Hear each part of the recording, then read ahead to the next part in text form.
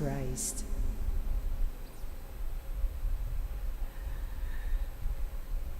Good evening, brothers and sisters. Before the Mass, we had our devotion to Our Lady of Perpetual Health.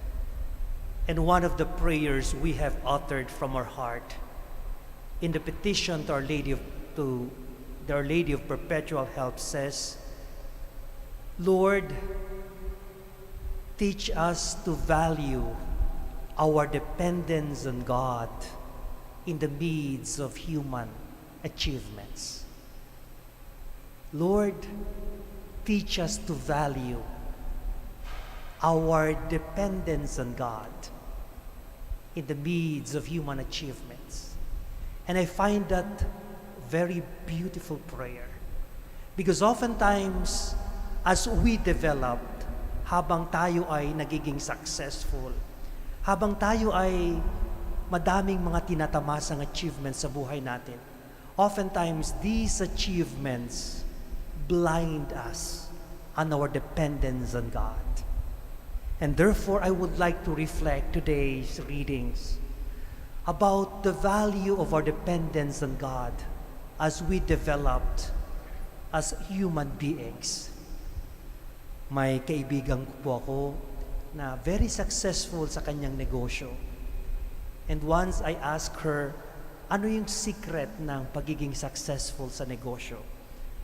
And she just told me, Father, every month I go to Our Lady of Mount Carmel in Lipa, and there I kneel down before the Blessed Sacrament. What a beautiful explanation.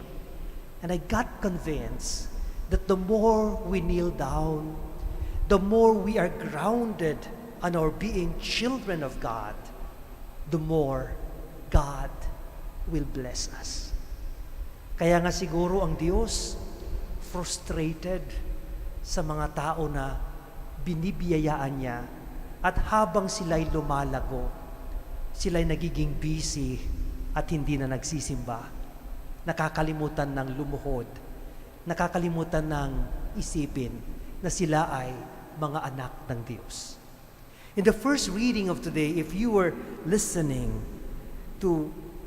from the book of the prophet Isaiah, God was so angry to the superpower Assyria. Assyria in the Middle East was a superpower. They had a very big territory, a very strong army. But in the midst of their being superpower, they have forgotten God. Worst, in the midst of their being superpower, they thought that they are gods. And this is the temptation. When we achieve a lot, when we become superpower, when we think that money screams and we have a lot of them, we thought we are blinded with power. We thought we are God. We thought we don't need God. Listen to the words of the prophet Isaiah, which is expressing the words of God against Assyria. Woe to Assyria, my wrath in anger. Galit na galit ang Diyos sa Assyria na nakalimutan na ang Diyos sapagkat siya ay nalasing na ng kanyang pagiging makapangyarihan, forgetting that there is God. And so in the gospel of today, it's very clear that we listen to Jesus praising God, the Father. And the praise of Jesus to the Father says, Father, I praise you, Lord of heaven and earth, because what you have hidden from the learned, from the wise, from the powerful, from the successful, you have revealed to the mere childlike. I think Jesus is revealing something beautiful here. Jesus is showing the path to the Father. Jesus is presenting to us the path of simplicity, of being children of God.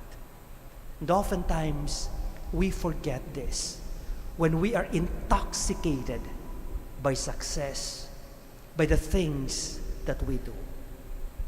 Lord, teach us the value of our dependence on you in the midst of human achievements. I remember still when I was doing my doctorate in theology, and I heard a lot of friends telling me, Father, I have listened to many people who are into a lot of theologies.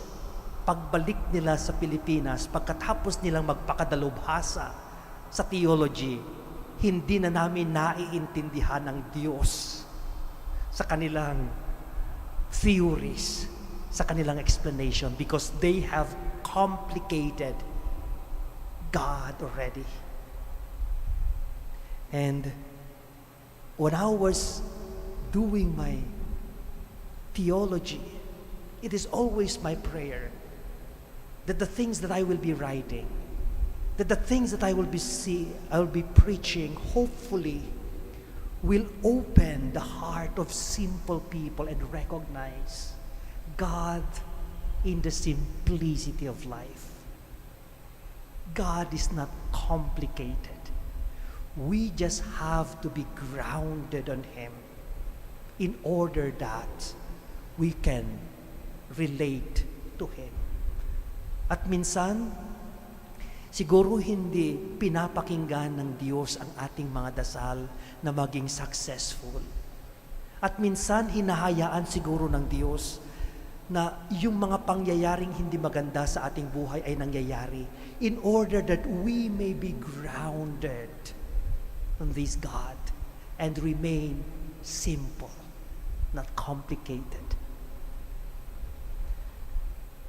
This is the price of knowing God, the experience of humility. This, I think, is the reason why Father Ben Beltran, who has been working in Smoky Mountain for several years, attested na sa Smoky Mountain daw, in the midst of the humble condition ng mga tao doon, wala pa siyang nakikita, natatagpuan na hindi naniniwala sa Diyos. At ako rin, nung ako ay nag-aaral doon sa mga first world country, sa mga mayayamang bansa, marami akong nakikilalang mga tao na because their lives have been so complicated and so comfortable, they have already forgotten God. At sila ay tumalikod na sa Diyos. I'd rather be humble and know God and see God revealing Himself to me than to be comfortable forgetting God.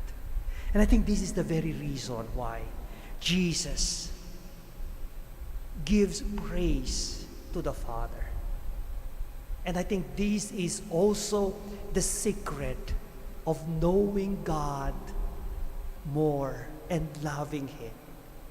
Not to be complicated in the midst of human achievements. To be childlike. To be surprised by God. To be easy to please, like the Blessed Mother, like Jesus. May we hold on to our being children of God and remain humble and grounded. After all, ang pinakamagandang titulo ng isang tao ay hindi yung ikaw ay manager, or yung ikaw ay may PhD, or ikaw ay may MA. Ang pinakamagandang achievement ng isang tao yung tayo ay magiging tapat na anak ng Diyos. Is there something greater than to be welcomed by the Father and say, "You are my child. I'm so proud of you."